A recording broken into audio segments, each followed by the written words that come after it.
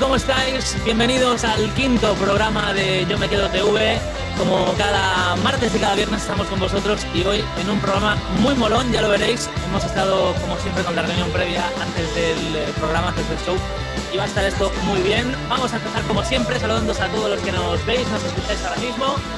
Y por supuesto al equipo entero que está por ahí. Miguel Méndez, Mike, ¿qué tal? ¿Cómo estás? Hola, hola. Chica de Blond, un besote para ti, ¿qué tal? También tenemos a Rodri Vegas por ahí. ¿Qué tal, Rodri? Y a Pablo Ferrer, que está por ahí abajo también. Hoy, ya lo sabéis, nos visitan por un lado Nacho Cartero y por el otro pues Vázquez Taín. Va a ser un programa muy interesante en el que vamos a hablar de un montón de historias que vais a poder seguir a través de las redes sociales, ¿vale? Las redes sociales que te recuerda ahora mismo, como siempre, Pablo Ferrer. Buenas noches. Buenas noches a todos, ¿qué tal?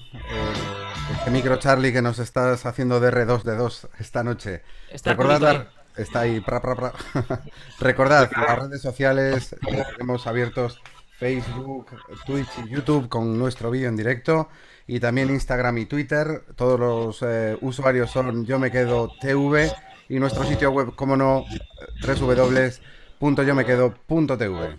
Esas son las redes sociales, por supuesto, y ya te lo digo yo, hoy con nosotros Nacho Carretero, que hace un montón de cosas, además de, evidentemente lo conocéis por haber escrito Fariña, pero hace un montón de cosas en su vida.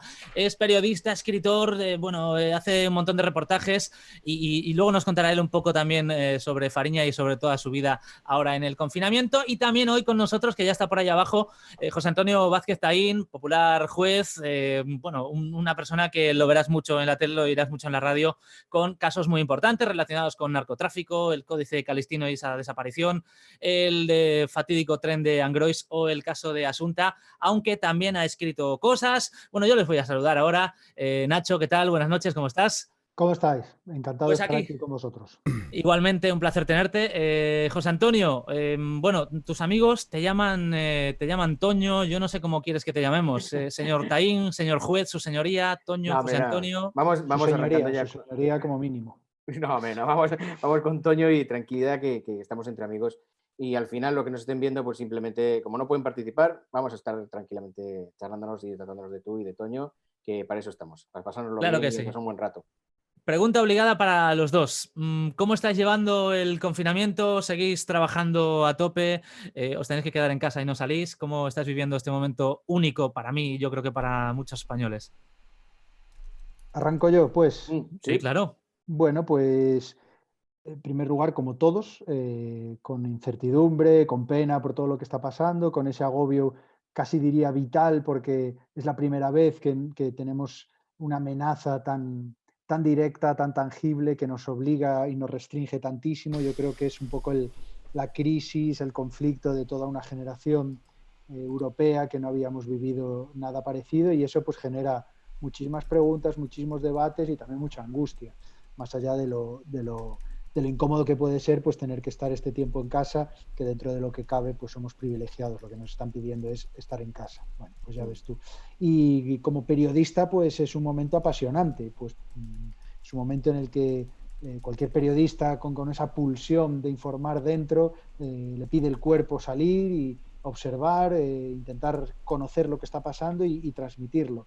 No está siendo fácil, lo hablábamos antes fuera del directo, que personalmente, y creo que muchos colegas también, se están encontrando muchos obstáculos burocráticos, de permiso, de intereses también, y no está siendo fácil reportear. Me gusta usar esa palabra para hablar de irse sobre el terreno a primera línea y mostrar lo que está pasando.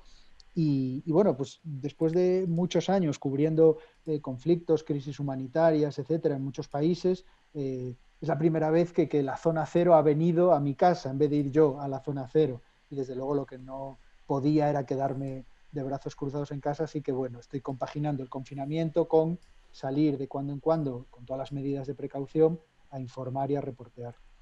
Claro, luego te lo preguntaré, luego hablaré contigo porque lo de trabajar en la zona cero y trabajar en España como epicentro, luego me cuentas si es fácil o difícil, te lo ponen complicado o lo tienes todo el camino allanado.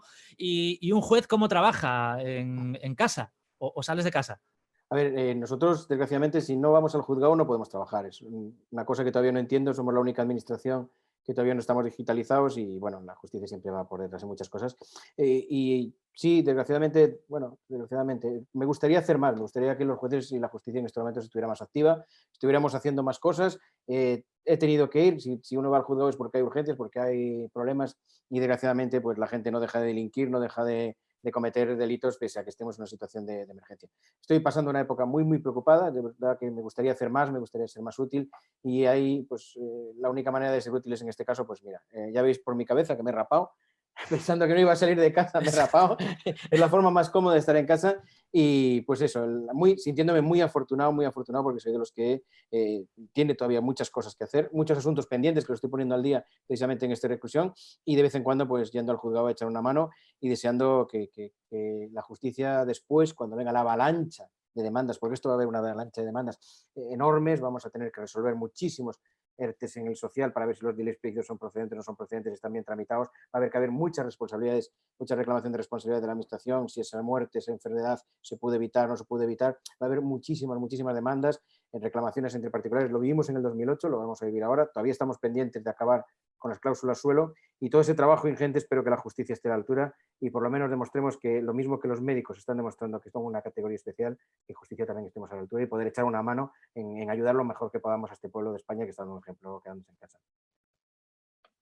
Bueno, yo tengo la primera pregunta de hoy, quiero hacérsela a Nacho. La verdad es que no soy un gran lector, leo de determinados temas y uno de ellos de los que me gusta leer bastante sobre el narcotráfico. Y un día me recomendaron Fariña, me lo leí y dije yo, pues me pareció una barbaridad el libro, me pareció muy bueno, a pesar de que no soy un gran lector, me enganchó desde el principio. ¿En qué momento decides, voy a investigar sobre esto, voy a documentarme sobre esto? ¿Cuánto tiempo más o menos te llevó documentarte y todo eso? Bueno, no sé decir un momento concreto en el que me decidiese. Yo creo que fue más bien un proceso. Bueno, pues como gallego yo crecí rodeado de una realidad en la que crecimos todos los gallegos, que es la normalidad del narcotráfico, de pues desayunar con noticias que tienen que ver con una descarga, con un alijo, con una operación, con un ajuste de cuentas, conocer quien más, quien menos a gente involucrada directa e indirectamente en el asunto como adolescente gallego tener una constante exposición y presencia a la droga, en fin, toda una serie de elementos que te hacen crecer en un mundo, en una situación que acabas normalizando, pero que no es normal. Y yo creo que fue el punto en el que me di cuenta de que eso que estaba sucediendo en Galicia, que llevaba mucho tiempo sucediendo, no era normal, en el que me animé a contarlo sin saber exactamente de qué manera. Lo que tenía claro es que a nivel periodístico, pues muchos colegas han hecho un trabajo enorme y eran los que yo leía desde pequeño, Elisa Lois, Benito Leiro, Julio Fariñas, Felipe Suárez, Hermida, en fin, un montón de periodistas gallegos que hicieron un trabajo brutal con el narcotráfico, pero yo veía en esta inquietud por contar, por enseñar al mundo lo que estaba pasando en Galicia, veía que en otros sitios estos fenómenos mafiosos o criminales pues se acababan también explotando culturalmente. Veías en Italia, que es un país con una sensibilidad enorme con la mafia, pero que no es incompatible con hacer películas, novelas, series, lo mismo en Estados Unidos. Y yo pensaba que en España, y más concretamente en Galicia, parecía como que el narcotráfico solo se podía tratar desde un punto de vista estrictamente periodístico y cualquier cosa que saliese de esos límites parecía frivolizar. Y eso convertía el narcotráfico, como tantas cosas en Galicia, en una especie de tabú que si hablabas de ello o lo sacabas de las páginas de los periódicos parecía como que estabas alimentando el estereotipo y frivolizando. Y yo creo que generacionalmente, y cuando digo generacionalmente no me refiero solo a la edad, sino a la mentalidad de todos, de la sociedad gallega, hemos cambiado y nos hemos dado cuenta de que, al revés, de que este capítulo negro de esto que padecemos hay que contarlo, hay que mostrarlo, hay que exhibirlo y hay que explotarlo culturalmente. Yo creo que Fariña es solo un ejemplo, pero que hay muchos más y que se pueden hacer muchas más cosas similares. En el momento que yo me vi preparado para hacer dar este paso, para explotar culturalmente y desde el punto de vista periodístico mi parte, pues fue cuando me animé y propuse la idea de hacer el libro, que Libros del Cao pues entusiasmó y a partir de ahí todo lo demás. ¿Tú te esperabas ese éxito del libro? Que va, no, muchísimo menos, hombre. Ya sería optimista patológico. Sí, sí. No, yo escribía el libro desde un punto de vista periodístico diciendo, bueno, a ver, vamos a intentar ser rigurosos, pero también entretenido, vamos a ver que funcione esto y a ver si le interesa a la gente. Bueno, esperemos que en Galicia pues funcione, en fin. Lo que no sabía es todo lo que venía después. Pero yo creo que es la prueba de que cuando tú haces un tratamiento respetuoso, pero a la vez sin imponerte unos límites absurdos de que no se puede tratar ciertas cosas o hacerlo de cierta manera, pues a la gente le interesa. Yo creo que a la gente todo tipo de fenómeno mafioso criminal les gusta, les atrae, porque al final está compuesto por situaciones y personajes que, nos guste o no, son muy peculiares, son muy novelescos, son muy particulares y eso a la gente le acaba atrayendo. Y yo creo que es un poco lo que pasó con Fariña. Yo creo que es algo que la sociedad gallega necesitaba y de hecho yo cuando estaba escribiendo temía una reacción contraria, decir, bueno, ya está el otro alimentando el estereotipo, ya está este hablando de Galicia como Narcolandia. Y en cambio me encontré una reacción completamente opuesta, una reacción de una acogida muy buena y de ganas de hablar de ello y de debatir y de ponerlo encima de la mesa. Creo que eso es algo bueno en general para Galicia. Y si a Nacho le pregunta a Rodri esto, yo tengo una pregunta para Vázquez Zain. ¿Cómo se empieza a indagar en casos similares al del Códice en la vida real? Imagínate que desaparece mi vecina del tercero y alguien tiene que empezar a indagar sobre esto. ¿Cuáles son los pasos a seguir? A ver, cada delito es distinto. La verdad es que, por ejemplo, estaba ahora hablando Nacho. Yo cuando llegué a Villa García no tenía ni idea de narcotráfico, y eso que soy gallego, tengo ya 50 años, y lo has vivido una reacción que es la época del contrabando, la evolución para el narcotráfico, y crees que sabes mucho. Y luego una vez que llegas allí es cuando tienes que empezar de cero. El libro de Nacho era necesario, y hace falta muchísimos más. Es una parte de la historia de Galicia de la que nunca se quiso hablar, y yo tuve que aprender muchísimo, tuve que aprender mucho de delincuencia organizada, delincuencia estructural y de delincuencia, cómo investigarlo y todo eso. Después de todo lo que aprendí allí, la verdad es que fue mi primer destino, todo lo que aprendí allí, pues ya tienes una experiencia en cómo investigar. Cada delito, como decía, es distinto. No es lo mismo investigar una organización criminal de narcotráfico que el robo del códice. El robo del códice era una investigación psicológica, una investigación basada en la paciencia. Era muy difícil. Nacho hablaba de la dificultad que tiene muchas veces para poder hacer periodismo. Es también muy difícil hacer justicia cuando tienes a los periodistas alrededor. ¿Cómo se puede investigar durante un año sin que la prensa se entere? Porque si se entera la prensa de lo que estamos investigando, entonces se va a estropear. En el Códice, cuando descubrimos que no era un delito organizado, que no eran unos profesionales, que no había sido una organización criminal, lo descubrimos pronto porque realmente no había un rastro que nos indujera a pensar eso. Ya pensábamos en un robo interno. Y ahí vamos, Hércules Poirot elevado a lo máximo. Ahí tienes que empezar con la psicología, la paciencia, el ir paso a paso viendo sobre todo cómo es cada una de las personas implicadas y un poco los 10 negritos, ¿no? Es decir, ir eliminando sospechosos en función de la imposibilidad de que este lo hubiera podido hacer o no lo hubiera podido hacer. La verdad es que la dificultad del Códice fue, como digo, que estuvimos un año. Y recuerdo cuando se estaba cumpliendo el año que los artículos de prensa eran durísimos. Un año ha pasado y la justicia no hace nada, o la policía no hace nada, y nosotros sí que estábamos haciendo muchísimo trabajo, pero un encaje de bolillos, un encaje de análisis psicológico de todos los implicados. La catedral era muchísima gente y nos fue muy costoso. La verdad es que los primeros días no sabíamos ni por dónde empezar. Los primeros días en ese crimen no sabíamos ni por dónde empezar, y por eso nos llevó un año. Y luego, cuando ya teníamos más o menos una certeza, el problema era, ¿de qué nos sirve de tener una persona si no recuperamos el libro? Era cómo hacemos para primero recuperar el libro y luego detener a la persona. Y ahí fue cuando intentamos hacer un envolvente y hacer una especie de estrategia también de detención psicológica con una persona muy experimentada en hacer interrogatorios, sobre todo registros y todo esto, y tratar de llegar un poco a la psicología de esa persona, de qué haría una persona como él con un libro y dónde lo podía haber escondido. Frente a todos los arquetipos, muchas veces para investigar una mente criminal lo primero que tienes que hacer es poner la mente en blanco, nunca pensar lo que harías tú.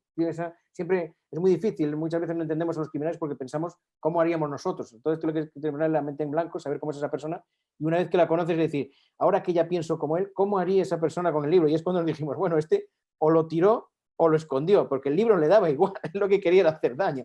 Entonces buscamos en los sitios más absurdos donde nunca nadie buscaría un libro, porque pensamos, ahí es donde tiene que estar. y la verdad es que fue un caso muy, muy complicado, en caso en donde no teníamos por qué apurarnos, al contrario, había que ir despacio y sobre todo salvar el libro.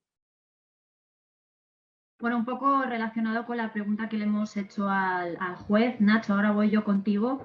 ¿Tú por dónde, cuál fue ese hilo del que empezaste un poco a tirar para empezar a documentarte con Fariña? ¿Cuál fue el inicio de los inicios para ti con Fariña? Pues el inicio fue mis colegas periodistas. Fue empezar a recopilar toda la información que había hasta ese momento eh, encima de la mesa. Fue recopilar hemeroteca, ir a hablar con periodistas que llevaban muchos años cubriendo el asunto, y cuando ya tenía más o menos toda la información, que eso es un trabajo ingente, no llega a ser un sumario judicial, pero es un trabajo bastante grande de muchísimos folios, intentar poner eso un poco en orden, darle un sentido narrativo y localizar a los personajes que son los protagonistas de esa información, para que te lo cuenten ellos de primera mano. Es decir, ese recorrido, cuando más o menos ya tienes el esqueleto claro, pues localizas a las personas que te van a dar la información necesaria para construir la narración. Y he de decir que no me resultó nada sencillo acceder a la gente. Noté que aún había muchísima resistencia para hablar, algo que me sorprendió. Por ejemplo, es verdad que José Antonio siempre me abrió sus puertas, no tuvo ni medio problema, estuvimos en su despacho, me enseñó hasta su colección de, de gorras de la DEA y otras agencias antidroga. No, la verdad es que me trató muy bien y fue excepcional, porque en general no es que me tratara mal la gente, pero había muchísima resistencia a hablar, lo cual me dio, bueno, me dio una pista de que el narcotráfico no es un asunto pasado, enterrado en Galicia, ni mucho menos, sino que todavía hay, pues no sé si temor, pero sí hay desconfianza y sí una reacción de esta de, bueno, esto no va conmigo, yo no me meto, y no fue nada fácil acudir a las fuentes, y de hecho muchas fuentes en el libro pues son anónimas, que es algo que siempre debilita el relato periodístico, es algo a intentar evitar, pero que en ocasiones no queda más remedio, ¿no? Y bueno, a partir de ahí tirando, convenciendo y yendo de uno a otro, pues vas construyendo y sobre todo vas intentando que figuren todas las voces posibles, en todos los ámbitos, del judicial, de las fuerzas de seguridad, de vecinos, de asociaciones, fiscales, pero también de contrabandistas, de narcotraficantes. Necesitas una voz, un coro que dé un sentido a la narración. Ese fue el desafío, y luego intentar que el lenguaje pues fuera un poco atractivo y no hacer un ensayo ahí, la Larousse del narcotráfico, que no tenía sentido, sino que, bueno, también era cuestión de que fuera entretenido, de que alguien que a priori no le interese el tema pues pudiese avanzar con facilidad por la lectura. Yo quería preguntaros, siendo la heroína uno de los principales problemas que hubo en aquella época de los 80 y 90, ¿por qué solamente se habla, cuando hablamos de narcotráfico, por qué solamente se menciona la cocaína y el hachís? ¿Qué pasó con la heroína? ¿Quiénes eran los narcos de la heroína? ¿Y por qué no se habla de ello? A ver, el problema del narcotráfico, a ver, yo creo que Nacho tiene razón en una cuestión, que todavía tenemos un falso pudor, es decir, nos cuesta hablar de lo que ha pasado en Galicia durante unos 60, 70 años, nos cuesta muchísimo empezar a explicar por qué surgió un contrabando, por qué ese contrabando se dejó crecer, por qué ese contrabando llegó a ser tan dimensionado que no se podía solucionar, de hecho no se pudo juzgar nunca y no se pudo solventar judicialmente el problema del contrabando. Luego hubo un paso al tráfico de estupefacientes, y yo creo que la gente tiene muchos tópicos todavía, aún después de Fariña, todavía seguimos teniendo muchos tópicos sobre el narcotráfico y no lo tenemos asimilado. Es una parte de la historia de España, es una parte de la historia de Galicia, y yo creo que ese tema deberíamos tocarlo con mayor naturalidad. A mí me parece un poco a veces ridículo que algún policía o algún fiscal que ha estado en esos asuntos tenga todavía miedo a decir lo que sabe de este tema y sobre todo lo que sabe de primera mano. En Galicia hubo un importante tráfico de hachís, hubo un importante tráfico de cocaína, es el que más se conoce, pero también ha habido un importante tráfico de heroína. Lo que ocurre es que el tráfico de heroína, nosotros en Galicia lo tuvimos con dos destinos principales.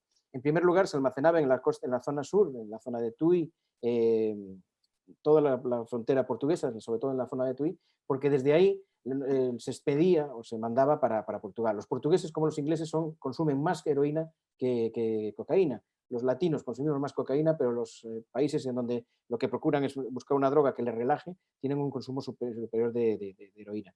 En el momento en que todavía había fronteras, se almacenaba aquí la heroína y se distribuía en Portugal porque así tenías un blindaje, es decir, era más difícil buscar a los narcotraficantes gallegos y todo eso. Podríamos decir, su ruta de tráfico es distinta totalmente a la cocaína, viene por tierra, viene hasta Holanda, desde ahí se viene en envíos más parciales, es unas redes mucho más oscuras, más cerradas, y nunca se estableció, nunca se llegó a establecer o a poder probar judicialmente la conexión existente entre el tráfico de heroína y el tráfico de cocaína. Sí que tuvieron algunos contactos, sí que tuvieron algunas relaciones entre ellos. No voy a decir los nombres porque mientras no lo puedas probar te arriesgas a que al día siguiente tengas una querella. Pero Era sí que un hubo bombazo, ¿eh? Sí, pero sí que hubo, y de hecho, a ver, yo creo que soy el único juez que consiguió hacer una detención en Santiago de Compostela, además, en un momento en donde unos búlgaros estaban recogiendo 50 kilos de cocaína y lo cambiaban por 27 kilos de heroína para unos narcotraficantes gallegos. Entonces, sí hubo, y sí que se puede establecer una serie de conexiones. Lo que ocurre es que, así como la cocaína, el tráfico parecía estar rodeado de lujo, el tráfico de heroína parecía estar rodeado de miseria. Entonces, tan pronto como la heroína llegaba a Galicia y pasaba al tráfico medio, es decir, kilo, medio kilo, 2 kilos, pasaba inmediatamente a manos de una determinada etnia porque se vendía la heroína siempre en barrios marginales. Mientras que la cocaína, los adictos, y hay que también decirlo, el consumo de estupefacientes también hay muchísimo pudor. Yo conozco abogados, médicos, profesionales liberales que consumen. La verdad es que la experiencia, después de estar en este mundo, solamente con ver los ojos sabes si una persona consume o no consume, si lo hace ocasionalmente o con qué frecuencia lo suele hacer. Y entonces, mientras que la cocaína parece estar rodeada de un halo de lujo, la heroína parece estar rodeada de un halo de marginalidad, y entonces esa distribución siempre se hizo en zonas marginales y por eso es un tráfico del que nunca se ha hablado, pero sí que es interesante que algún día pues empieza también a hablar un poco del tráfico de heroína, más que nada porque fue sobre todo el principal motor que se llevó por delante a muchos más muertos que la cocaína. La cocaína hace lesiones cerebrales, la heroína hace lesiones físicas y se llevó. Pero la razón es porque los que sabemos no lo pudimos probar, excepto algunos casos concretos, y mientras no puedas probar, el pudor en España para decir algo y el miedo de que te caiga una querella es absoluto. Yo no sé si estás de acuerdo conmigo, Nacho. Pues, ¿qué me vas a contar si yo acabé delante del juez? Es verdad. Sí, no, evidentemente, a ver, tiene su sentido, evidentemente, y como periodista tienes que tener el rigor como brújula, y porque además estás dando nombres propios y sabes a lo que te expones. Creo que en ese sentido es un sistema garantista, pero creo que tiene un sentido y tiene un porqué. Ahora, dicho esto, es verdad que estos secretos a voces y que en Galicia más o menos se conocen en ciertos ámbitos y que parece que hay una especie de tabú de que nadie da el paso, de que nadie dice las cosas por su nombre y acaban perdiéndose como lágrimas en la lluvia, como Sí, pero decía el otro. además es que si no, no vamos a aprender de nuestros errores. Vamos a ver, tú antes mencionabas el caso italiano. En el caso italiano te hablas de la mafia. Hoy nadie se escandaliza porque se reconozca que la mafia tenía contactos dentro del gobierno italiano al más alto nivel y que incluso hubo presidentes puestos o depuestos por la mafia italiana. Aquí en Galicia parece que nos lo estamos cogiendo con papel de fumar, digo las ideas, no otra cosa. Entonces, yo lo que no veo claro es por qué vamos a los tópicos, ¿no? Y nos quedamos aquí con que los contrabandistas gallegos pues eran pequeñas personas que hacían descargas, ganaban mucho dinero. Vamos a ver, no, esto no se puede, y además ahora sí que está contabilizado, porque realmente hay una documentación que es oficial, que son todo el tabaco que se desembarcó en Bélgica, Bruselas, y que se expidió desde allí para África y que nunca llegó a África. Bueno, ese tabaco superaba 3 veces lo que movía Tabacalera España. Y eso no lo pueden hacer 5 paletos sentados en una mesa jugando al dominó. Entonces, estamos hablando de unas organizaciones internacionales con un poder enorme para comprar voluntades, un poder para comprar voluntades, para comprar políticos de todo signo, de toda manera. Y yo creo que ocultando eso, al final, lo que hacemos es una sociedad más inmadura. Yo creo que la sociedad también tiene que saber que muchas veces el riesgo de ocultar verdades lo que hace es que generen una sociedad paralela que funciona de forma impune. Y eso, yo creo que en Galicia estamos perdiendo una oportunidad enorme de que muchos libros como el de Nacho nos expliquen un poco nuestra historia. De que, mire, esto aquí lo hubo porque se dejó, porque interesaba que hubiera eso, porque siempre hay gente muy egoísta que dice, yo quiero ganar dinero y a mí el que se muera gente o que se mueran otras personas no me importa. Entonces, ese egoísmo, esa ambición, la falta de escrúpulos del político en cuanto se le dejan, porque no hay una organización judicial o no hay un contrapeso del Estado para bloquear e investigar todas esas cosas, pues es un riesgo. Y si aprendiéramos de eso, a partir de ahora intentaríamos que la justicia, la policía, el periodismo fuera mucho más poderoso precisamente para denunciar esas situaciones y que no se vuelvan a repetir. Eso sin contar que Fariña, yo siempre digo que de verdad, y no es falsa modestia, es una introducción. O sea, tú de cada capítulo puedes sacar un libro en sí mismo. La información, el volumen de información es mucho mayor y el conocimiento de otras personas combinado daría para algo mucho más extenso y pormenorizado. Fariña pues va tocando ciertos capítulos, ciertos hitos históricos, hace un retrato, una pincelada general de lo que es el narcotráfico, pero desde luego en Galicia, pero desde luego que hay muchísimo más donde profundizar y caben muchísimos más proyectos similares. Es un fenómeno que lleva muchas décadas y que tiene unos tentáculos enormes. Y yo muchas veces digo que Fariña casi resulta una invitación para seguir tirando de un hilo que nos llevaría mucho más profundo, nos llevaría mucho más lejos. Pero ella tiene una virtud, y es la perspectiva. Tú dijiste, antes mencionaste un listado de periodistas con los que teníamos que competir cuando estaba trabajando allí, los tenías a la puerta del juzgado intentando siempre esquivarlos o decirles media verdades. Claro, ellos trabajaban a pie de obra con una información que todavía no estaba contrastada. A mí me sigue resultando un poco curioso el hecho de que las noticias son noticias mientras no llegan a juicio, luego las sentencias suelen ser menos noticias, ¿no? Y sobre todo en estos procesos que se alargan durante años, que luego cuando se sabe realmente lo que se ha podido probar ya ha pasado muchísimo tiempo. Entonces, el libro de Fariña también tiene una perspectiva de que a lo largo de los años ver la evolución, ver el porqué, y te da muchas explicaciones de cómo era una sociedad que yo creo que en cierto modo unos miraban para un lado, otros miraban para otro, a unos se autoconvencían de que no estaba pasando nada, esa sociedad que se autoconvence en todos los estamentos. ¿No? El narcotráfico existe no porque existan unos locos que se dedican a introducir fardos, no, eso es la parte menos importante. El narcotráfico existe porque hay gente que quiere blanquear dinero, hay abogados que quieren asesorar, hay empresarios que quieren trabajar para ti, hay políticos que se quieren vender, porque donde se mueve mucho dinero hay mucha gente voluntaria a ofrecer. Desde luego esto es como logística, es decir, Amancio Ortega no tiene solo tiendas de ropa, Amancio Ortega tiene fábricas, tiene transporte, por eso ahora mismo es capaz de decirle al gobierno, oiga, mire, le pongo mi logística porque puedo mover mercancías por todo el mundo. Bueno, pues para mover mercancías por todo el mundo tienes que tener una dimensión de una determinada entidad.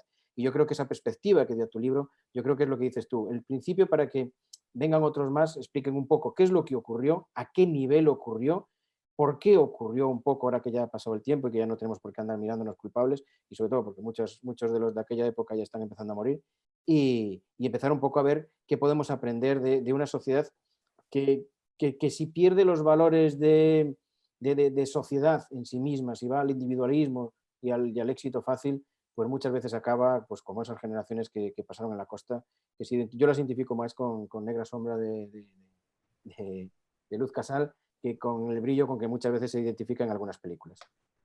¿Cuántas cosas estamos aprendiendo hoy? Qué pasada. Está la gente, luego lo diremos porque está la gente en redes sociales a tope. Eso sí, bueno, hablamos de un montón de cosas y Sila me parece que tiene que hablar de gente bastante famosa ahora mismo, ¿no? Sí, bueno, a nosotros nos encanta hablar con nuestros invitados de cosas muy importantes, muy profundas, cosas de actualidad, cosas de nuestra historia, pero también nos gusta jugar, ¿vale? Entonces, el equipo de Yo Me Quedo TV, pues ha inventado un juego para hacer con vosotros que consiste en lo siguiente.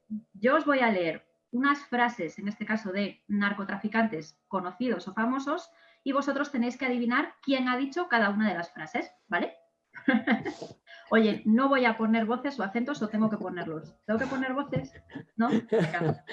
No, las pistas las justas. Las pistas las justas. Yo creo que van a probar con nota, pero bueno, vamos a intentarlo por lo menos, ¿no? Sí. Yo creo que sí. Venga, empezamos. Incluso si queréis os podéis ayudar el uno al otro a ver tú qué crees. Empezamos, venga. A lo mejor alguna hasta se la dijeron a José Antonio. A lo mejor sí, ¿eh? No lo descartes. Empezamos, la primera es: y hubo que meterme a mí en la cárcel para decir, este es el jefe, este es el dueño, este es el clan. ¿Pero clan de qué? Si yo no soy ni el clan de mi familia. ¿La sabéis o no la sabéis? Es el viejo. Creo que esa fue Manolo, ¿no? Sí, Manolo Charlín. Sí. Vamos a escucharlo, a ver qué pasa. A ver si estás en lo cierto. Y hubo que meterme a mí en la cárcel para decir, este es el jefe, este es el dueño, este es el clan, ¿Pero clan de qué? Si no soy ni el clan de mi familia. Bueno, bien, ¿ves? Como yo sabía que la cosa iba a ser fácil para ellos, ¿ves? Lo mejor de todo, no os habéis dado cuenta, pero o sea, el uno al otro le dijo, este es Manolo, ¿no? Como, El viejo. Sí. es el viejo, ¿sabes? Es como en plan... Buenísimo. Pues nada, seguimos, vamos a por la segunda frase, a ver si con esta os cuesta un poquito más, que habéis ido del tirón a acertar. Vamos allá. Y decirle que si esos dos muchachos me aparecen muertos, yo le mato a la mamá y los primos y hasta el hijo de puta a ese marica. ¿Cree que porque es policía que yo le tengo miedo a ese hijo de puta o qué? Uf. ¿Queréis pista o no queréis pista? Es que el acento no es gallego. ¿Queréis pista o no queréis? Sí. Yo soy mala, con A los ver, acentos, yo soy mala. A ver, venga, va, vamos a intentarlo, va. Muchachos me aparecen muertos, que le mató la mamá y los primos y hasta el hijo de puta de marica cree que es porque es policía que si yo tengo Hostia. Oye, es que nos pones al clásico, nos vas a escobar, ¿no? Esa la sabes. Bueno, venga, está bien, yo lo veo bien. Esperad un momento que si os fijáis, Nacho Carretero pues se ha quedado así como congelado y no, es que se le ha quedado congelada la conexión. Estamos intentando recuperarlo. O hace muy bien el maniquí o sí que se quedaba ahí. Vale. No, vamos, yo creo que la tercera la va a acertar Tain fácilmente. Sheila, cuéntale a ver cuál es. Venga, a ver si acertamos. Tercera frase. Ya tenía ganas de verle yo a usted también cara a cara. Que hace Sí, joder, tiempo ya que no no le sigas. veo. Ya no sigas. Ese es Oviña, Javier Zaragoza. Esa era fácil, ¿no? Era fácil, ¿no? Sí, nada más es que Oviña... Bueno, ya si me pone la voz, sí, claro, lo he oído. A ver, es fácil, venga, va, esta es fácil. Pregunte lo que quiera. Sí, yo ya le tenía pregunto. ganas de verle yo a usted también cara a cara, que hace tiempo que no le veo. Eche para acá, pregunte lo que quiera. Hala. Sí, Esa- fácilmente. Esa era la actitud. Cuando, claro, tenéis que saber, cuando yo llegué a Villagarcía por primera vez en el año 99, en el año 99 todavía la calle era suya, es decir, restaurantes como el Manolito algunas de las marisquerías de Carril y todo eso, estaban ellos allí y era una época en la que los niños querían ser narcos. Es muy complicado el ejercer la justicia con actitudes como esa, es decir, la gente no es capaz de recordar. Hoy todo el mundo nos imaginamos, oye, mira, un tío que lo detienen, se lo llevan delante de un juez o le están haciendo un juicio, pues estará asustado, ¿qué va? Es que venían con una actitud que era no os podéis imaginar lo que era, pues eso, para un juez que era su primer destino y la primera vez a lo mejor que tomabas declaración de una persona, que ya de entrada te venía, pues unos abogados de Madrid, un individuo como este, y ya lo primero que te decían era, bueno, espero que usted tenga seguro porque lo vamos a querellar, lo vamos a denunciar, lo vamos a hablar, y esa era la actitud. La verdad es que no es broma, esa era la actitud que tenían incluso en la Audiencia Nacional ante jueces de Madrid y sabiendo que se estaban jugando a lo mejor 20 años de prisión, ¿no? Como quien va por el pan, ¿no? O sea, Sí. ya está. Vaya. Así de claro. Está ahí Nacho, ¿no? Vale. Está en ello. Y bueno, Sheila, yo creo que han ganado ya esto, pero la cuarta ya, por si acaso hacéis el bonus. La cuarta es para nota, realmente. Si acierta la cuarta, yo ya me saco el sombrero. Vamos allá. Ruego a Dios que si alguna vez odio de esa manera, me comporte con más respeto hacia mí mismo. Esta no es tan fácil, ¿eh? No. No. Esta no es tan Estaba fácil. pensando en Esther, pero no puede ser. No puede ser. Sí que me suena lo del ruego a Dios, me suena de alguien, pero no, me rindo. Te la pongo. Vale, bueno. Bien, no, ponla voz. Sí, las voces Venga, sí que las conozco, claro. Espera, que está Nacho ahora ya. A ver si Nacho A sabe. ver, Nacho. Ruego a Dios. Nacho, tienes que echarle una mano que va perdiendo. A ver, venga, porque aparte me estaba divirtiendo el juego. Joder, qué putada, se me cayó ahí. ¿La el repito? wifi. Sí, ¿La repito repítela. la última? Esta no Venga. la sé. Dila, a ver si la divitas tú. A ver, vuelvo a leer la última. Sería, ruego a Dios que si alguna vez odio de esa manera, me comporte con más respeto hacia mí mismo. No sé, pero está currada. Pon la voz, a ver quién Te es. pongo la voz. Venga, preparados, listos, atención. Ruego a Dios que si alguna vez odio de esa manera me comporte con más respeto hacia mí mismo. Pero eso es una película, coño. Sí, pero es una película. Venga, una película que cada parte de la peli es una película que tiene varios capítulos, dura unas 4 horas o así, o 3 horas. Eso es el irlandés. No, ese es uno de los nuestros. Bueno, en esta no A habéis ver, acertado. ser es Robert De Niro, eso desde luego que es Robert De Niro. Lo que no sé es en qué papel de Robert De Niro es, ¿no? ¿No es así? Es un mafioso italiano, súper... Bueno, como Robert De Niro nunca hizo de mafioso italiano. Vale, yo te voy dando Venga, nos pistas sin rendimos. decirte. Pues es Al Capone. ¿Quién va a ser? Es Al Vale, Capone. Los Intocables sí, de- Robert De Niro en Los Intocables, sí, exactamente. Robert Bueno, De Niro. pero oye, aquí hay nivelazo. Muy bien, ¿eh? Nivelazo total. Bueno, primer juego de hoy. Hoy la cosa ya veis que lo tienen sobradamente preparada, pero yo tengo también, ya que estamos hablando de narcotraficantes, de gente así, ¿por qué? Esta es una pregunta para nuestro juez. ¿Por qué suscita tanto morbo las historias sobre narcotráfico? ¿Por qué la gente se engancha tanto a libros, series y programas de cualquier tipo sobre este tema? A ver, la verdad es que lo tienen idealizado. A ver, lo primero es porque a todo el mundo le gustaría vivir una vida de lujo sin pegar para el agua. Eso, seamos sinceros, eso le gustaría a todo el mundo. Marca Y entonces, España. como no sabemos cantar bien, no jugamos al tenis como Nadal. Ay, bueno, os voy a contar una anécdota. Nadal tiene una escuela de tenis y es muy bueno en su escuela de tenis, y sin embargo, tienen más éxito las escuelas que están patrocinadas por Djokovic. Y entonces un día le pregunté cómo es posible que aquí en España pues los niños quieran ser Djokovic y no quieran ser Nadal. Y me lo explicaron los profesores de tenis, porque los niños ven que Nadal tiene que sufrir para ganar y Djokovic gana casi sin sudar. Entonces todos quieren ganar sin sudar. Bueno, pues eso es lo que pasa. Y luego después, porque lo tenemos idealizado el crimen. Mira, sí me gustaría, yo he visto, claro, yo he tenido que pinchar teléfonos, he tenido que hacer registros y he tenido que entrar en sus casas muchas veces.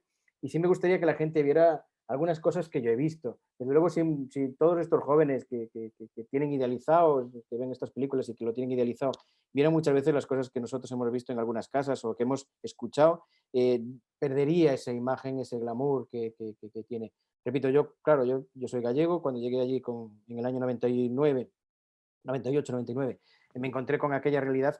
Para mí también fue una sorpresa. Es una sorpresa porque es un mundo de una violencia larvada. En aquella época había 5 o 6 muertos al año. Tenían los números justos para que no escandalizara, la gente lo va asumiendo, 5, 6, 7, 8 muertos, la gente lo asume, incluso aunque salga en la prensa, al cabo de unos días se olvidan. Y eso es el problema ese, que nos quedamos con la imagen buena y nos olvidamos de la imagen mala, esa imagen yo he visto de todo, de violaciones hasta ajustes de cuentas, asesinatos dolorosísimos, sangrantes, desapariciones de cadáveres. He tenido que escuchar a una madre: por favor, pídale al narco que me devuelva el cadáver de mi hijo, ya me da igual donde esté, no lo vamos a denunciar. He visto toda una realidad que eso no sale o la gente no se identifica, y por eso las películas de mafiosos tienen tanto éxito. Bueno, mi pregunta vuelve a ser para Nacho, como la anterior, porque tengo bastante curiosidad. En que nos explique y nos cuente un poco cómo vive él el secuestro de Fariña y en el momento que se entera, cuál es su reacción. Es decir, qué se te pasa por la cabeza, si es una broma, todo lo que te estaban diciendo, o sea, Pues cómo te sientes al sentarte delante de un juez por haber escrito un libro. bueno, lo cierto es que fue bastante... bueno, al principio yo no sabía cuál era la dimensión de lo que estaba a punto de suceder. Yo recuerdo que me llamó mi abogada y me dijo que la fiscalía había pedido el secuestro del libro como medida cautelar, y yo le pregunté que qué significaba eso, que cómo que el secuestro del libro. Y yo, claro, pertenezco a esta generación de posmodernos en los que nunca ocurre nada malo, nada excesivamente malo. Entonces, yo no era muy consciente de que se pudiesen secuestrar libros. Entonces le pregunté, pues, ¿qué era eso de que secuestrar? No, bueno, pues esto es que van a prohibir la publicación probablemente durante un tiempo mientras se dicta sentencia. Y dije, bueno, es imposible que la jueza acepte esa petición. Y me dice, bueno, es que al pedirlo la fiscalía y tal, eso ya nos extraña. Bueno, el caso es que a los 2 o 3 días efectivamente me llamó mi editor y me dijo, oye, van a secuestrar el libro. Y en ese momento, pues me dio rabia, pero desconocía lo que se venía encima. Yo recuerdo que además estaba en el periódico, en la redacción del País, y se lo comenté a uno de los jefes. Le dije, oye, yo no quiero darme bombo a mí mismo, pero que sepas que va a ocurrir esto y a lo mejor pues es interesante contarlo y tal. Y se ve que también pues a lo mejor por experiencia, por edad, pues él sí que fue más consciente desde el minuto 1 de la que se venía encima y dijo, cojones, eso es tremendo, ¿cómo que lo van a secuestrar? Eso hay que contarlo ya y tal. Y se desencadenó. En cuanto salió, pues ya fue increíble. Fue que tuve que apagar el móvil, directamente llamar a mi familia y decir, voy a apagar el móvil porque esto es absolutamente insoportable. Y fueron unos días de un foco de atención mediático y de todo tipo brutal, excesivo. A mí me superó completamente. Y de repente te das cuenta de que Fariña es algo que se escapó de nuestro control. Se convirtió en una herramienta, pues si quieres, política, o que los políticos echaban a la cabeza, en un pretexto para discutir sobre censura, sobre límites a la expresión, a la libertad de expresión e información. De hecho, coincidió en el tiempo con la detención del rapero Valtonyc y con lo de la obra de arte de Arco. Entonces se formó ahí una bola gigante, se indignó mucho la gente y se formó un debate muy intenso. Y claro, la primera reacción fue estar abrumado. A mí no me interesaba esa atención tan desmedida, no me gustaba eso. Y luego ya cuando se van calmando un poco las aguas, pues lo que me sucedió fue que me enfadé mucho y me generó una frustración muy grande, porque como periodista, pues que llegue alguien y diga está prohibido tu trabajo, pues es muy frustrante, y más cuando yo llevaba muchos años trabajando en ese libro con una premisa muy clara, y es la del rigor. Lo que hablábamos antes, estamos hablando de gente con nombre y apellidos, y pues no puedes faltar a la verdad, eso en cualquier trabajo periodístico, pero en el caso de, además, si estás hablando de criminales, pues aún más. Entonces el rigor yo lo tenía como bandera, y que prohíban tu trabajo, pues como periodista es grave, es que también están mandando un mensaje de este periodista no es riguroso y tenemos que prohibir su trabajo. Y eso a mí me preocupaba. La gente luego, a posteriori, pues dice, oye, pero te vino de puta madre el secuestro, vendió un montón el libro, y yo siempre digo que no es incompatible, yo no soy hipócrita, claro que le dio una visibilidad brutal, claro que vendió muchos libros después del secuestro. Que conste que Fariña antes del secuestro llevaba 40.000 ejemplares vendidos, la serie estaba hecha, ya había superado todas nuestras expectativas, pero por supuesto se multiplicó hasta el infinito después del secuestro. Y yo siempre digo, no es incompatible celebrar eso, pues que oye, luego vendimos un montón, con la frustración y el enfado que yo tenía en mi casa cada día, viendo además esa especie de show que este hombre, el querellante, pues planteó, y se iba a platos de televisión, daba entrevistas, en fin, intentó montar un show del que yo y la editorial tuvimos claro que no queríamos participar, te lo tienes que rumiar, entonces fue bastante frustrante. Y la verdad es que cuando recurrimos a la Audiencia Provincial de Madrid, y la Audiencia Provincial de Madrid levantó el secuestro, levantó la medida cautelar, hizo un auto muy duro. Yo creo que hasta se extralimitaba, porque hablaba ya de qué había pasado, de cómo se podía haber llegado a eso y tal. Y a mí eso me tranquilizó, casi en marco ese auto, porque para mí era como un poco la expiación como periodista de, bueno, mira, la justicia al final está colocando las cosas en su sitio, y por lo menos mi imagen como periodista puede quedar un poco saneada, y finalmente ya quedó desestimado. Es verdad que cuando fuimos ya al juicio no estaba la jueza que decidió esa medida cautelar, se había pedido una excedencia o algo así, no sé por qué. El caso es que vino otra jueza que lo solventó en 24 horas, la verdad. Ponía unas caras como diciendo, ¿qué hacemos aquí? ¿Y por qué tengo que escuchar estas cosas? Y lo solventó. Es que lo más sorprendente es que se secuestró un libro por un párrafo que eran 2 frases, no era más. Es una cosa... Por un párrafo, y ya que estamos, pues quiero recordar que era un párrafo en el que yo indicaba que este señor había sido procesado por tal y tal, lo cual es una evidencia. Ni siquiera puse que fue condenado, que sí que lo había sido, lo que pasa que había sido absuelto luego. Pero bueno, ni siquiera puse eso, había sido procesado. Todos los que sabíamos un poco el tema nos extrañamos muchísimo de esa decisión inicial, porque era el 4.º libro que se secuestra en la democracia, el 4.º, solo 4 en toda la democracia, y le va a tocar a Nacho por un párrafo. Como que te caiga un rayo encima. Sí, exactamente.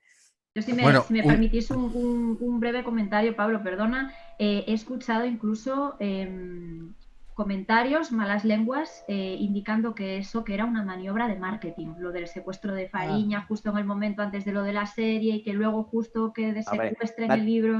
Nacho no podía comprar juicios. Hasta ahí no llegué. Yo creo que eso es sobreestimarnos, ¿eh? Pensar que todo era hasta me halaga pensar que todo era planificado y tal, nos salió la verdad cojonudo. Que va, todo nos cayó encima como una losa, la verdad. De hecho, estábamos superados. Yo recuerdo que esos días me llamaba mucha gente, y José Antonio me llamó, me mandaste, me acuerdo, mensajes que en ese momento eran muy importantes, porque hasta que no vives una situación así, anda, me caí otra vez. No, sigue. Te estamos escuchando. Oh, bueno, se nos ha caído. Bueno. Él estaba muy agobiado, y la verdad es que le dije que estuviera tranquilo porque me parecía la situación absurda. Yo coloquialmente digo que flipo que pueda pasar algo así. no sé, o sea, me parece que un trabajo como el que estaba haciendo él, un trabajo con todas las evidencias o con toda la documentación perfecta, que pueda pasar algo así. Has dicho que es la Me caí cuarta otra vez. novela. Ya estás de pie otra vez, no te preocupes. Hombre, Ya ahora estoy. estás más guapo. Es que dije, a la mierda el wifi, me acabo de conectar con el móvil con 4G y Bueno, así ya muchísimo no se mejor. cae. No, Bueno, que os decía estábamos... eso, que me llegaron mensajes y que en ese momento te das cuenta que son muy importantes. Cuando la gente cuando dice gracias a todos por el apoyo y tal, que parece una frase hecha, yo de verdad que en ese momento, espera, porque ahora, yo de verdad que en ese momento dije, no sé si me está entrando por dos. Joder, la verdad Sí, es que ahora, con calma, con calma. Tienes los dos aparatos conectados, está haciendo un loop ahí, así que si te aguanta el ordenador, puedes seguir con él. Si quieres seguir con el móvil, desconecta el mejor así, ordenador. ¿no? Ahora Vale, bien, ponlo en horizontal, así te vemos con el formato de... Si puede ser. De Cinemascope. os estoy, la verdad, dando la Nada. reunión, ¿eh? Cosas del directo del streaming, o sea que esto ya es el Bueno, redoble. eso, lo dicho, y ya termino, que no me parece que está maldita esta historia. Lo dicho, que en esos momentos, cuando recibes ese tipo de mensajes, pues es que es muy importante, no es una frase hecha, y en ese caso pues fueron un montón de personas que mostraron su apoyo en privado, en público, y que te da energía para esos momentos. Bueno, yo tengo ahora mismo aquí, antes decíais frases como entre la espada y la pared o tener, bueno, la espada de Damocles, cosas así. Yo la tengo encima porque yo me encargo un poco de gestionar las redes sociales y hoy están que arden, nunca mejor dicho. Tenemos preguntas para Ditomar. Voy a hacer una pequeña recopilación de algunas que son contundentes o que pueden ser interesantes en función de todo lo que estamos comentando. Os las dejo caer y cogedlas al vuelo para responderlas como y cuando os parezca bien, ¿de acuerdo? La primera, ¿legalizaríais las drogas para resolver el problema del narcotráfico? Otra, Empezamos suave. Qué otra, fáciles son, qué facilitas, ¿eh? otra. Si son así trascendentales o... Otra, ¿existe realmente un repunte del narcotráfico y nuevos narcos en las Rías Baixas porque se ve otra vez coches de lujo y tal? Bueno, no voy a poner más detalles. ¿Cuál ha sido el narco más poderoso e influyente de Galicia en realidad? Eh, Alguien que me lo ha preguntado 20 veces y no sé por qué motivo, no tiene nada que ver con esto del narcotráfico. Para Taín, ¿está de acuerdo con que los niños salgan una hora en Italia por esto del coronavirus? Yo la dejo por... Debe ser importante su respuesta para esta persona. Y otra. Esta es un pulso. Es cierto que la prensa se entera antes mediante filtraciones que la justicia de los delitos de narcotráfico, de las situaciones en las que hay narcotráfico. ¿Quién gana ahí? Yo voy a contestar a las dos últimas, las otras se las dejo a Nacho, porque yo las he contestado muchas veces y entonces tirando de hemeroteca ya sabe lo que pienso de o todo eso. Bien, mira, nuestra forma de trabajar en Villagarcía, cuando yo llegué, yo hice una cosa que fue, yo no quiero confidentes, no quiero soplos, yo no quiero coger un barco y coger mucha cocaína, pero no detener organizaciones. Yo practiqué una cosa que se llamaba saber de ellos más que ellos de mí. Y entonces durante mucho tiempo, y de hecho yo llegué en el 99 y hasta el 2001 hicimos la primera operación y luego después las hacíamos, de hecho yo tengo 2 incautaciones en 2 días seguidos, es decir, cojo un barco y al día siguiente cojo otro barco distinto.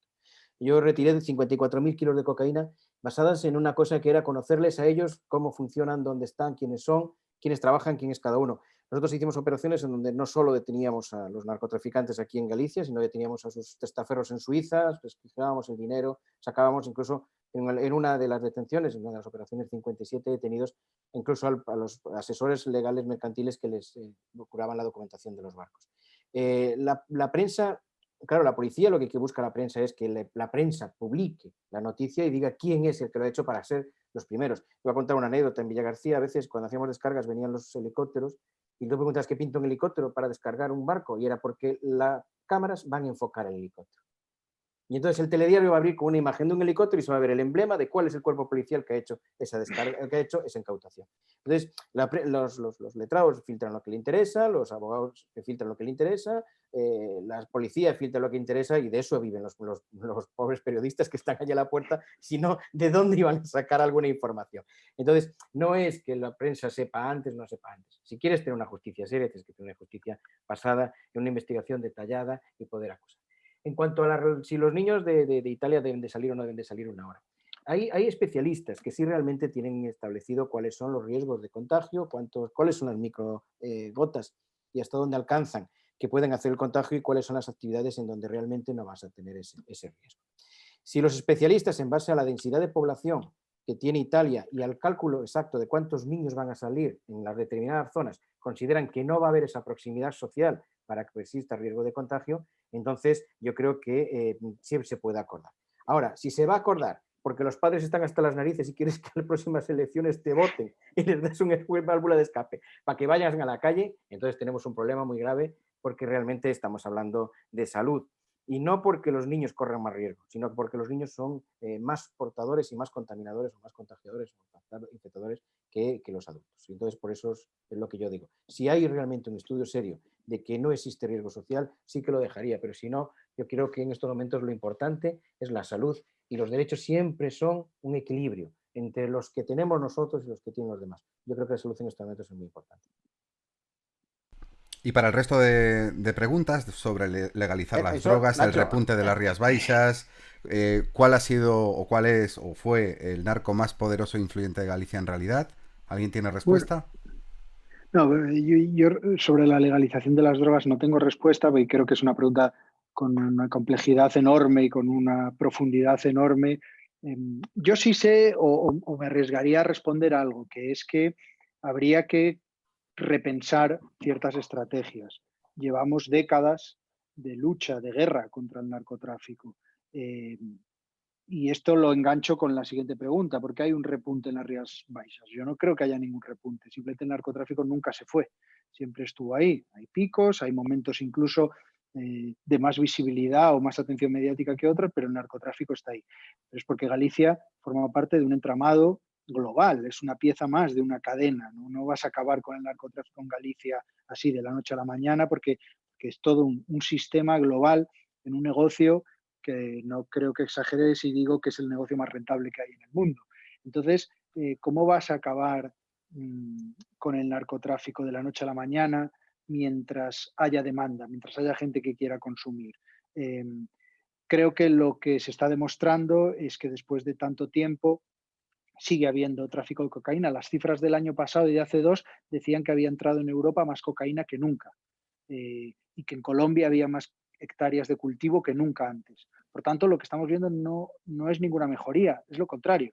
Es que hay más demanda, hay más tráfico, hay más cultivos. Por tanto, no sé cuál es la solución para esto. No sé si la legalización es la solución, porque creo que tiene demasiadas aristas.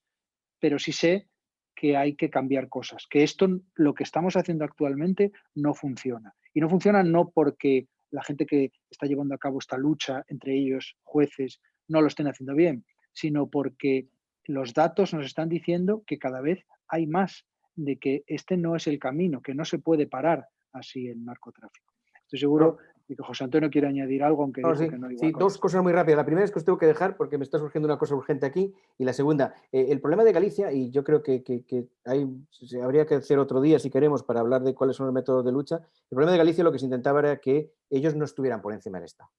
Es decir, lo que se intentaba en Galicia es que, mira, el que lo haga, que lo pague, y que por lo menos haya una justicia que se vea que se les detiene, se les condena y se cumple, porque había una impunidad absoluta. Y eso fue lo que tuvimos que ponerle freno. Oiga, mira, vamos a acabar con esa impunidad y vamos a intentar ser un Estado democrático de derecho y a dejarnos de tonterías. En estos momentos sí que hay muchísima más producción. Las colinas de la selva ecuatoriana de Perú es un auténtico vergel de cocaína. He estado allí hace poco y he podido comprobarlo, y realmente el problema es muy, muy largo. Y la legalización es lo que dice, tiene muchas aristas y habría que debatirlo. Espero que no os enfadéis, pero tengo que cortar en estos momentos. Habéis dicho hasta las 1:30 y tengo un compromiso. No te preocupes, porque ya compenso yo ahora, que después de haberme ido 2 veces sin previo aviso. Oye, un placer, chicos, y muchísimas gracias. Gracias a vosotros, y ya sabéis dónde me tenéis para lo que queráis, ¿de acuerdo? Muchísimas gracias y mucha suerte. Gracias. Cuídate. Hasta luego. Ánimo.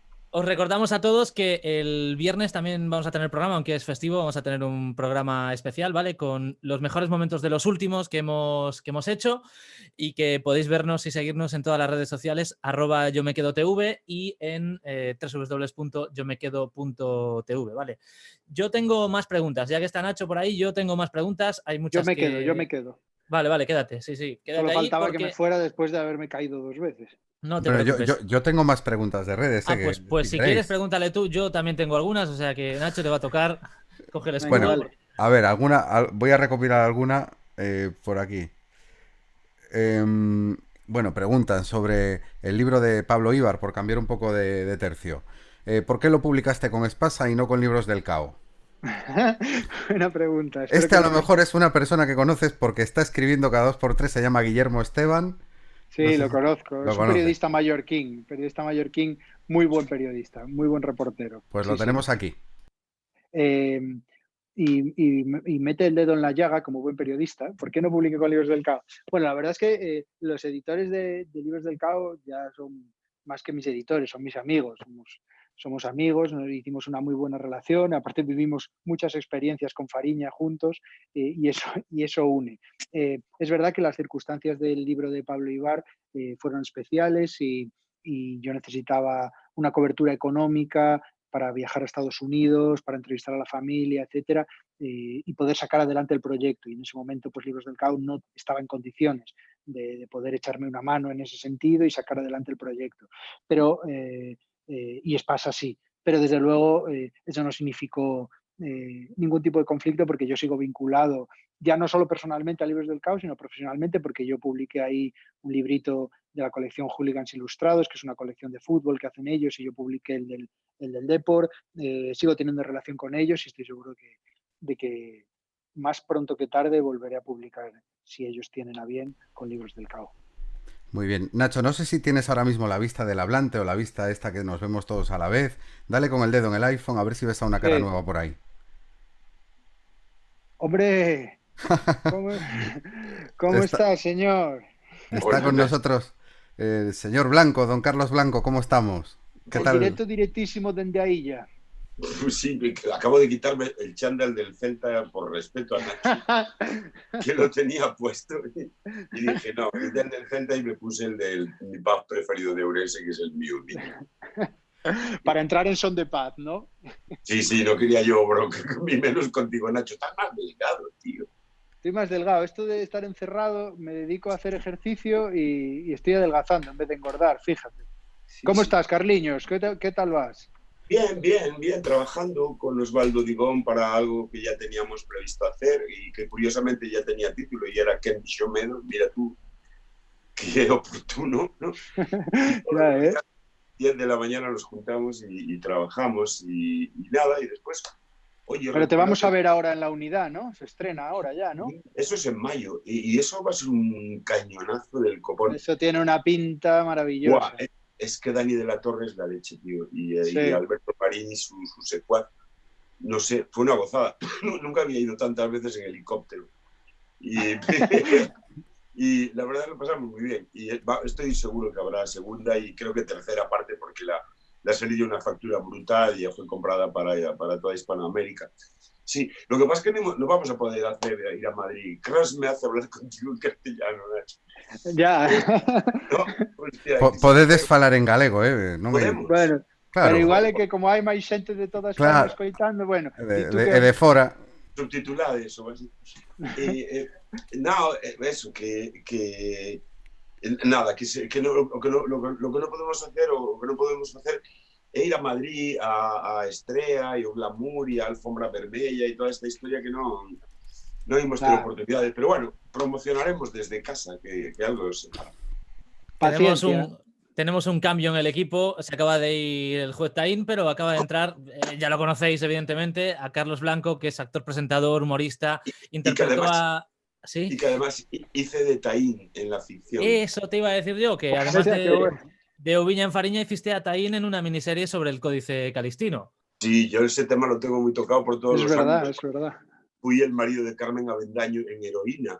O sea, que es que tengo el asunto desde el narco, desde el juez y desde el padre de una víctima de la heroína. Creo que lo tengo enfocado de casi todos los ángulos posibles, ¿no?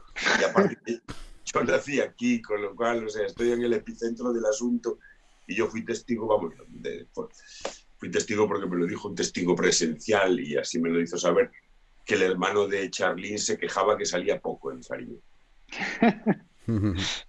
Oye, hablando de mí esa también conexión. Nada, perdón, solo iba a decir que a mí me quejó alguno de que no salía en el libro, de que alguno no salía en el libro y que ese libro no era riguroso porque faltaban nombres.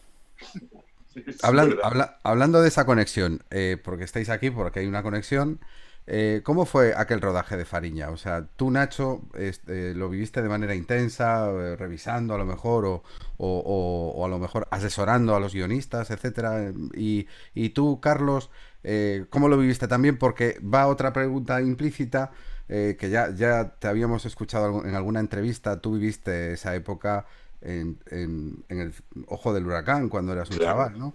Entonces, ¿cómo de fiel o cómo tomaste esa referencia, eso que vivías tú de pequeño para meterte en el papel del personaje? Tal? Contadnos un poco cómo fue esa experiencia, a vuestra manera, ahí os dejamos. Te cuente, Nacho, yo es que él no sé si podrá comparar con otros rodajes, pero yo sí. Y sé lo que fue el rodaje de Fariña y sé lo que son otros rodajes. Y que te cuente, Nacho, cómo él lo vivió. No, hombre, yo del rodaje, yo iba como visitante, la verdad. Mi trabajo estuvo en la fase anterior al rodaje. Yo, pues, trabajar con los guionistas, asesorando, la parte de la documentación, la parte de la historia periodística. Y una vez que ya teníamos escrito, pues yo ahí poco pintaba ya. Yo iba a visitarles de vez en cuando, porque para mí era fascinante ir allí, verlos trabajar, ver actores que toda la vida y actrices que toda la vida admiré, que toda la vida seguí y estaban allí haciendo los papeles que habíamos escrito. Bueno, para mí fue una experiencia brutal, inolvidable absolutamente y muy divertida. Y luego lo que yo percibía, y eso ya le doy la palabra a Carlos, es que hubo una comunión de todo el equipo, un ambiente tan maravilloso que yo no sé si eso es algo habitual en los rodajes, pero el nexo, la unión que tenían todos allí era tremendo. Y creo que eso también suma a la hora de llevar a cabo un proyecto, un producto que de alguna manera se ve reflejado y que esa unión sigue a día de hoy entre todos ellos. Sí, es raro que se dé, digamos, esa cosa, ¿no? En la unidad, por ejemplo, yo me encargué mucho, se llamaba La Unidad, y los protas, esta gente tiene que vivir así muy pegada, muy unida. Así que yo me encargué de llevar nécoras, que eso une mucho. Eso no falla. Y entonces yo llevé nécoras y al prota, al argentino, me lo traje aquí a la isla, le pegué el tratamiento, lo llevé a un restaurante y le dije, ¿qué no probaste de aquí? Y me dijo, y la centolla, me trae una centolla. Y la zamburiña, trae zamburiña. Y el rodaballo, trae el rodaballo. Bueno, nos hicimos súper amigos. Eso no falla. Y en Fariña, en parte por Morris, en parte por Touriñán, en parte por las circunstancias y porque yo creo que todos éramos conscientes de que estábamos creando algo que se recordaría. Todos teníamos esa sensación. Y al hacerlo en Noya, y Noya es pequeño, entonces estábamos en el mismo hotel. Claro, si tuviéramos 30 años nos iríamos de juerga, pero ya con 60, Morris y yo decíamos, los viejos nos vamos. Y ya la chavalada se quedaba, ¿no? Pero la verdad es que fue inolvidable. Seguimos en contacto todos. Nacho y yo somos amigos gracias a Fariña. Nos vemos en Madrid, nos encontramos aquí, nos buscamos, nos vemos en los conciertos en Caldas. Y al final tenemos una pandi, ¿no? Que también se tiene el epicentro en el restaurante Lua de Madrid. Ahí está Nacho, y ahí está Tamar, y ahí va Touri, allí viene Morris y Susa, yo y Carlos Sedes. Y somos pandi, tío. Y Fariña nos ha unido y a nosotros nos cambió la carrera para mejor. Es decir, yo no hubiera hecho la unidad, ni los favoritos de Midas, ni nada de este año si no fuese por Nacho, por ese libro, por lo que pasó con esa historia, por Cedes, por Bambú, por Ramón Campos, por estas circunstancias. Inolvidable. Y yo creo que ahí queda. El rollo es que ahí queda eso. Es decir, que algún día se harán tesis doctorales y se comentará, yo qué sé. Pero nuestra parte ya la hicimos. Yo tengo que decir que he visto la serie, evidentemente, me enganché desde el principio y que el resultado yo creo que ha sido perfecto. Seguramente, ¿hay algo que se puede mejorar de la serie o creéis que ha salido perfectamente o como tú esperabas, Nacho, sobre todo? Sí, yo voy a decir una cosa que yo lo dije desde el principio y lo sostengo. Todavía hubiera quedado un poquito mejor y comprendo que a lo mejor tendríamos menos mercado en Iberoamérica y así me lo dijeron. Si los narcos hubieran hablado en gallego entre ellos. Sería más auténtico, ¿no? Más real. Sí, yo creo que sí. Bueno, pues mira, hoy vamos a conoceros a fondo. Ya hemos estado hablando con Nacho y con Taina hace un rato y yo creo que Rodri tiene más preguntas para vosotros en una sección que vamos a estrenar hoy en el 5º programa de Yo Me Quedo TV. Rodri, ¿de qué va esto? Cuéntanos Pues un poco. llega el momento de conocer un poquito más de los invitados, fuera de las preguntas míticas. Entonces, creamos una sección en la que vosotros dos tenéis que elegir si las preguntas van a ser ¿cuáles? O si pudieses. ¿Qué preguntas queréis? ¿Responder a las preguntas de cuáles o así pudieseis? Lo que elija Carlos. Hostia, ¿cuál es? Parecemos gallegos, carajo. ¿Cuál es? Vamos a hacer el si pudieses, que me parece como más sugerente, ¿no? Para empezar la cosa de cuando acabe todo esto. Vale. Si pudieses cenar con un personaje famoso o que admiras, ¿quién sería? En mi caso. Claro. Hombre, no sé. A mí me gustaría, no sé si hablara mucho y tal, pero me encantaría cenar con Woody Allen. ¿Y tú, Nacho? No sé decirte mucho. Soy bastante friki de ciertas figuras periodistas que acabaron metidos en el mundo de la novela y de la ficción. Por ahí tengo, no sé si llegan a ídolos, pero cierta gente que admiro profundamente, tipo David Simon, que es el creador de The Wire, Richard Price, que es guionista y novela policial. No me importaría tomarme unas cañas con ellos y sobre todo dedicarme a escuchar. Poco iba yo a aportar ahí, pero escucharles y rescatar algo creo que sería mi elección. Vale, ahora, si pudieseis vivir por un día en una película, ¿qué película sería? Caray. Una película. Si pudieses vivir un día en una película. A mí me gustaría darme la flipada del paseo espacial ese de la Odisea de Kubrick. Verlo en la nave, ¿no? Hostia. Es complicado. Te dije que no eligieras esta opción, Carlos. Lo sé, pero me diste la opción de elegir.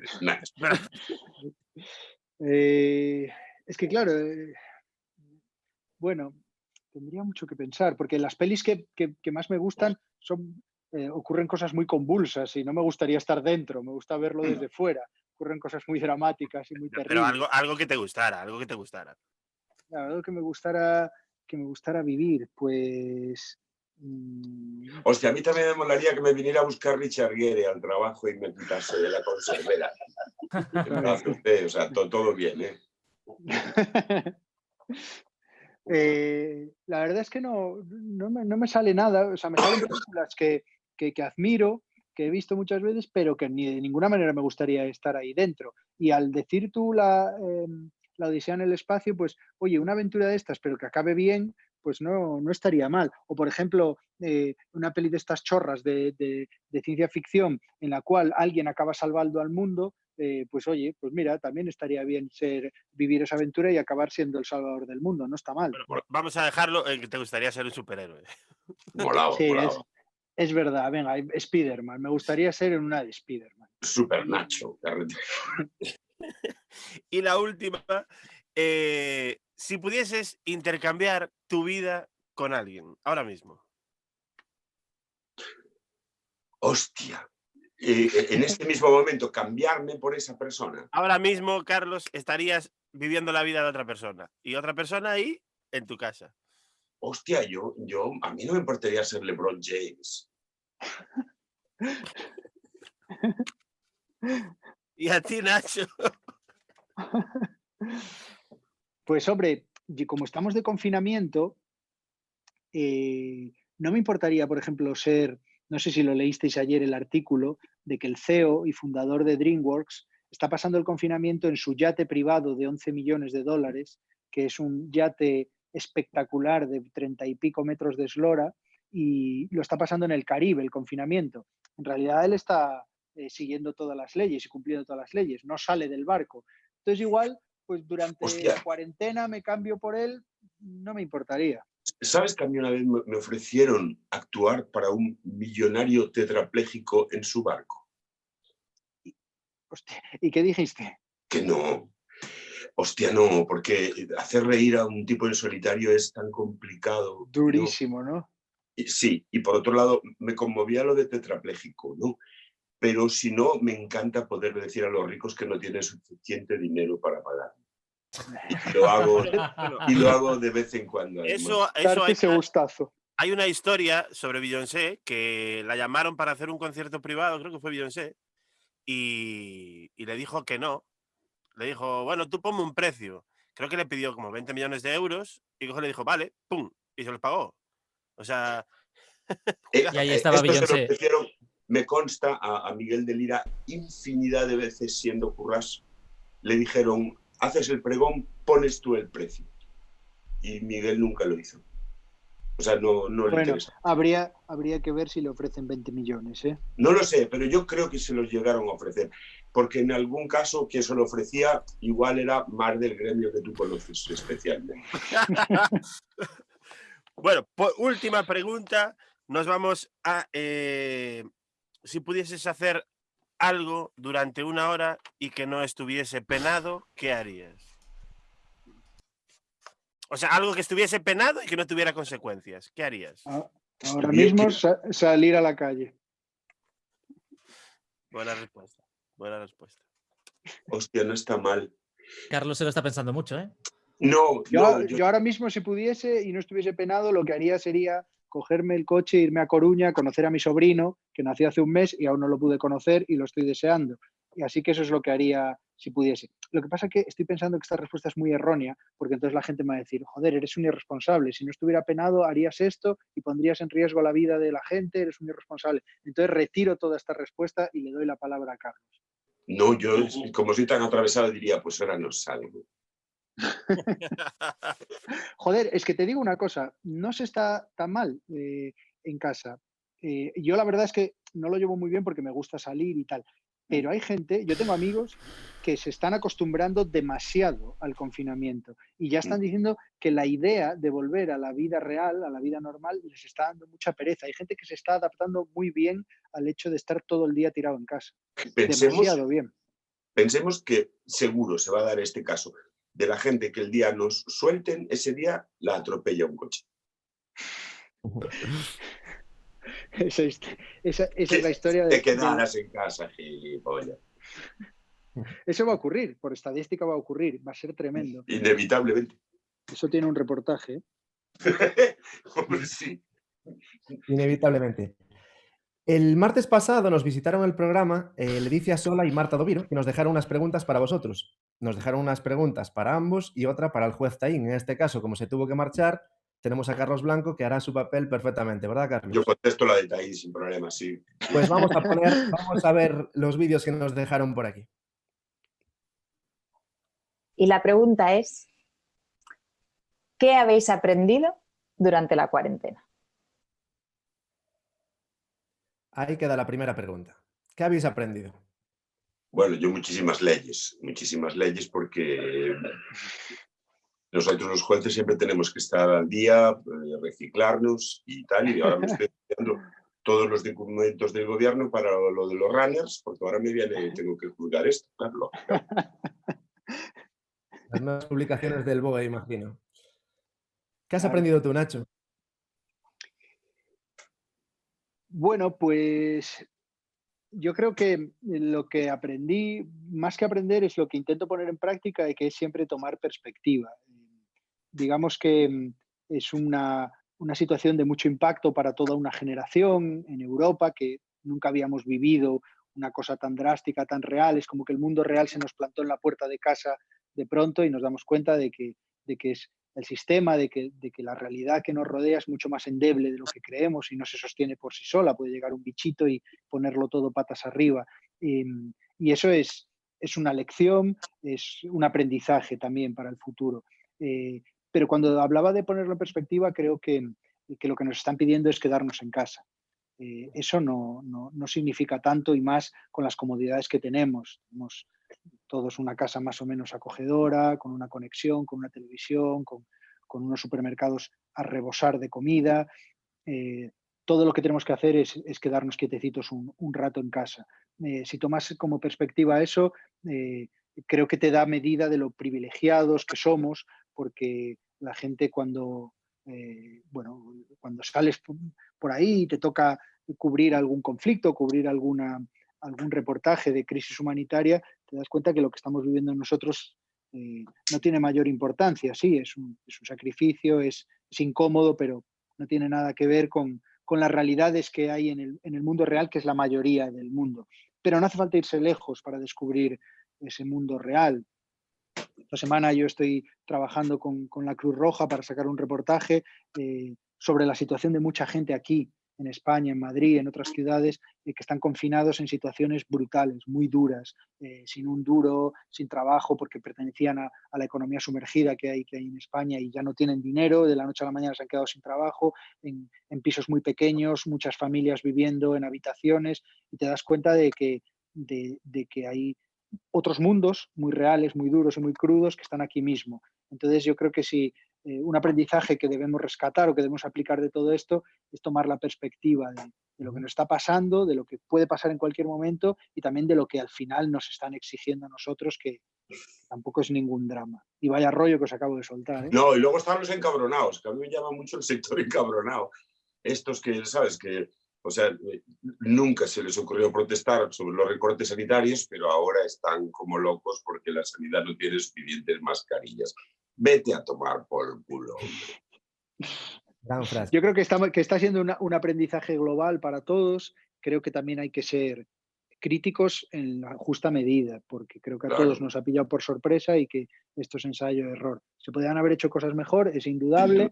También hay que ser comprensivo con que esto es una ola que nos ha caído encima sin comerlo ni beberlo, y que esperemos que a la próxima hayamos aprendido algo.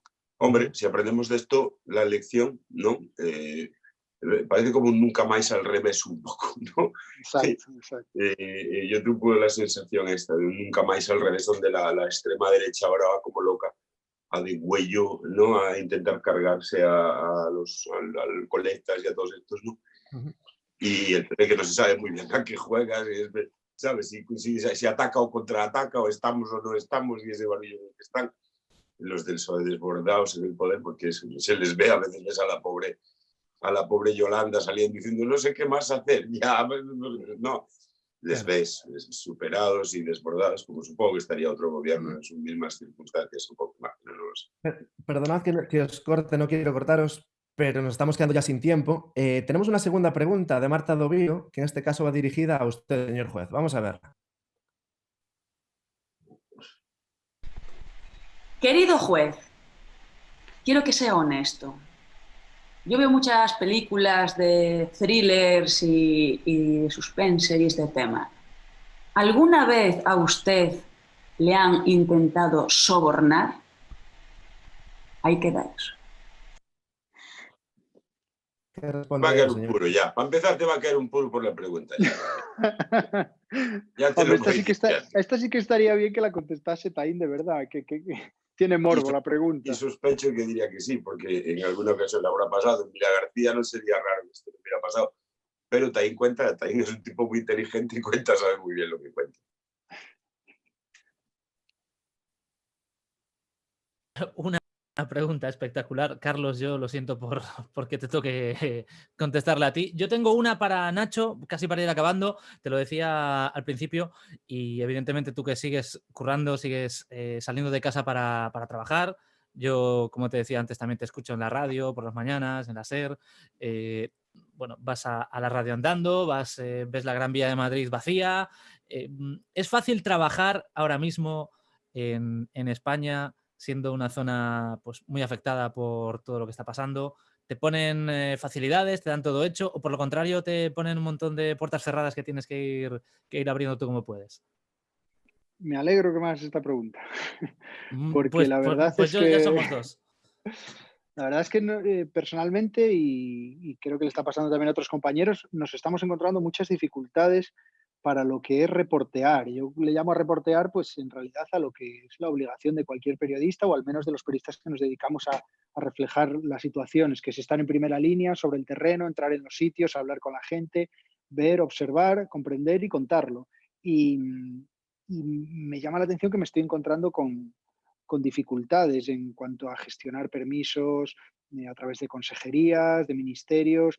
Todo es una burocracia. Bueno, más que una burocracia es directamente un silencio y una ausencia de respuestas y de facilidades para poder ir a los sitios y trabajar. Y es que lo hablábamos antes, ¿no? Antes del directo, que joder, me llama la atención que me resultó mucho más fácil trabajar en países africanos.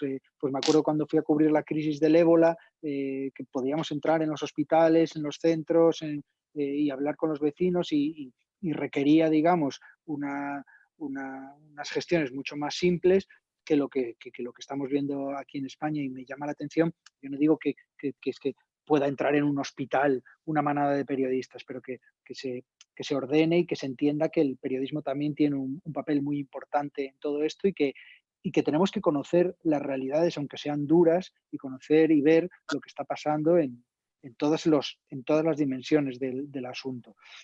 Pero bueno, esto es lo que hay, es una queja dentro de que yo entiendo perfectamente que esto es algo que nos está tocando en primera persona, que hay en juego la intimidad de familias, que es un tema muy delicado, que toca muchas sensibilidades y que no es fácil.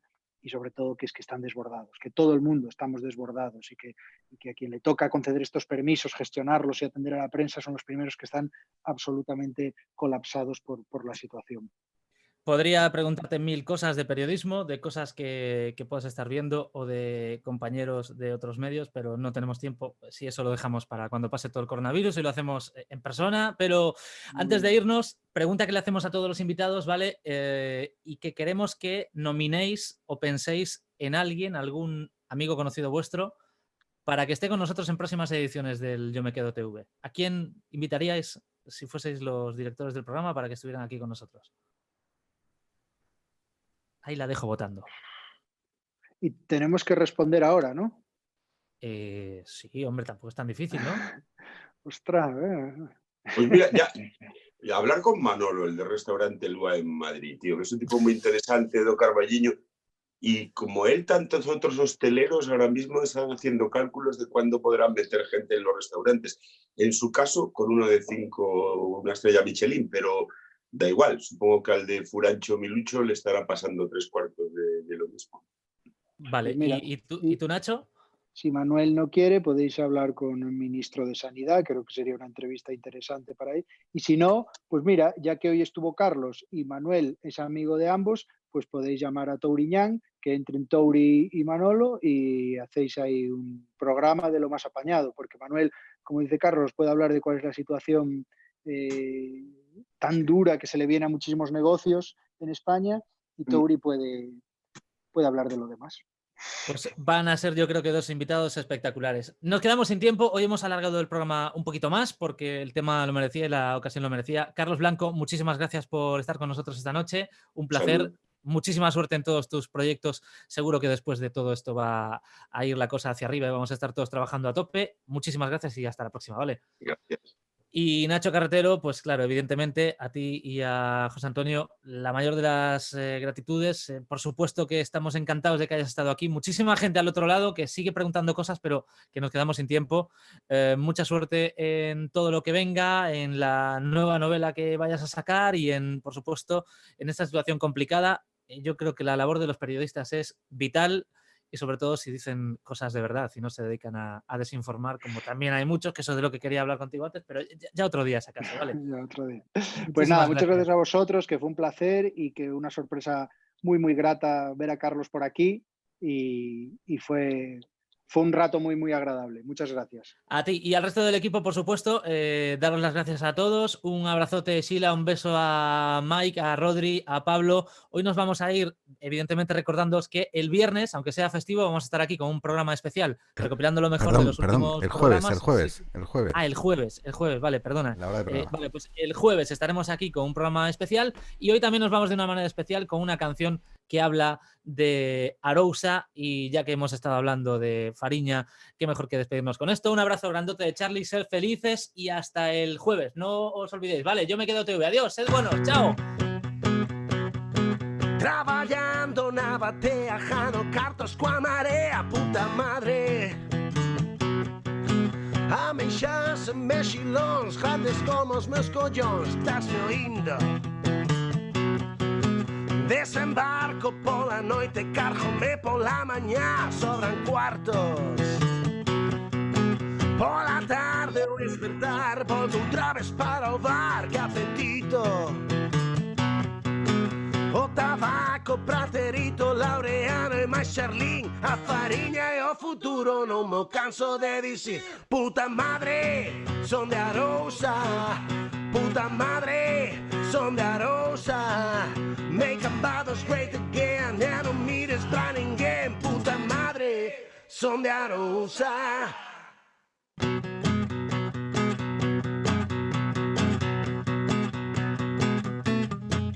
Xa me dicía meu pai e tamén a miña nai, trojadito. Tanto ir a traballar pra non ter un puto can, vai concito. O tabaco, Praterito, Laureano e máis Charlín, a fariña e o futuro non mo canso de dicir. Puta madre, son de Arousa. Puta madre, son de Arousa. Make Cambados great again, e non mires pra ninguén. Puta madre, son de Arousa. Puta madre, son de Arousa. Puta madre, son de Arousa.